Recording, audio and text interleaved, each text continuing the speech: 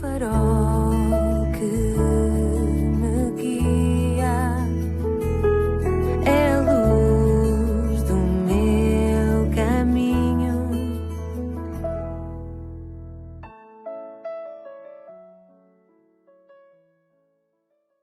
Bem-vindo à 241ª edição do programa Pedindo Luz, cujo tema hoje é o que subjaz ao declínio moral.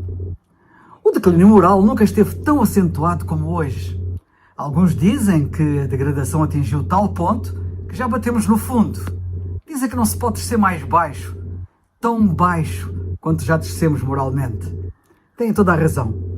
Uma pessoa não tem que ser puritana para concluir que a nossa sociedade está a sofrer um sério declínio moral. Os nossos governantes, políticos em geral e agências de implementação da lei em particular parecem impotentes para lidar com a situação. Campanhas para suster este declínio parecem inúteis. O americano Edgar Hoover, do FBI, avisou repetidas vezes, há já bastantes anos, que a alarmante percentagem desta tendência descendente sentenciaria à ruína a nossa sociedade se não fosse sustida quanto antes. Aparentemente não lhe deram ouvidos e eis o caos instalado. Mas o que a maior parte das pessoas falha em tomar consciência é que por detrás deste declínio moral existe um declínio mais grave e mais gravoso, o declínio espiritual. A nossa sociedade tem-se desviado cada vez mais de Deus e da sua palavra, e é realmente este facto que está a montante do problema, que é a razão do declínio moral e de toda a espécie de problemas que sufocam e destroem a nossa sociedade. A Bíblia diz-nos na Epístola de Paulo aos Romanos como os pagãos daqueles dias enverdaram por essa via. Em Romanos 1, 21 e 22, o apóstolo Paulo diz: porquanto, tendo conhecido a Deus, não o glorificaram como Deus, nem lhe deram graças. Antes, em seus discursos, se desvaneceram, e o seu coração insensato se obscureceu. Dizendo-se sábios, tornaram-se loucos. E os versículos que se seguem contam-nos como Deus finalmente teve que os entregar, e cito, à imundícia e às paixões infames. Tudo porque eles se não importaram de ter conhecimento de Deus, como lemos no versículo 28. Parece que a história se repete. Está aqui, sem rodeios, a radiografia bem atual do problema que nós enfrentamos hoje. É realmente aqui que está o seu cerne e a sua origem. As pessoas não querem saber do conhecimento de Deus.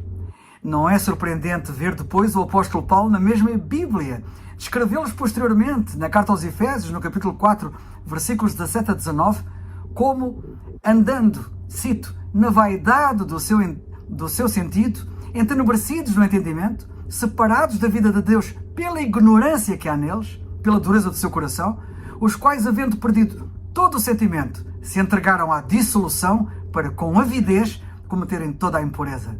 Isto, é triste dizer, trata-se de uma descrição exata do número cada vez maior de pessoas hoje em dia na nossa sociedade. A história está realmente a repetir-se.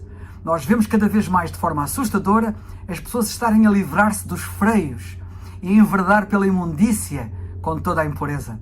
Ao contrário do que elas pensam, o que elas estão a abraçar não é a liberdade, mas a escravidão. Não é sinal de força, mas de fraqueza. Não indica inteligência superior, mas a mais crassa ignorância e, pior, uma enorme e gritante estupidez e loucura.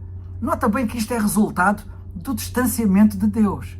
A Bíblia está atualíssima também na solução do problema, que é crer em Cristo como único Salvador. Em qual melhor situação estão aqueles que têm vindo ao conhecimento de Deus por intermédio do Senhor Jesus Cristo?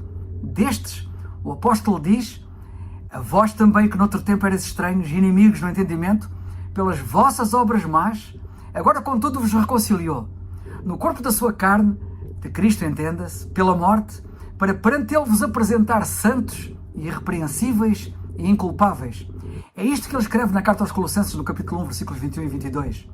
É a morte de Cristo na cruz do Calvário que nos reconcilia com Deus, libertando-nos do engano e condenação do pecado.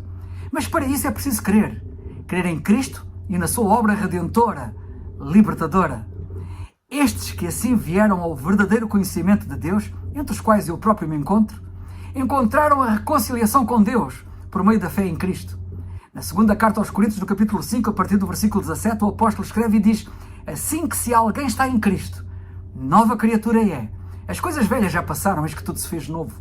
E tudo isto provém de Deus, que nos reconciliou consigo mesmo por Jesus Cristo e nos deu, a nós, o ministério da reconciliação. Isto é, Deus estava em Cristo reconciliando consigo o mundo, não lhes imputando os seus pecados, e pôs em nós a palavra ou a mensagem da reconciliação, de sorte que somos embaixadores da parte de Cristo, como se Deus por nós rogasse. Rogamo-vos, pois, da parte de Cristo, que vos reconcilieis com Deus. É o que estou aqui a fazer.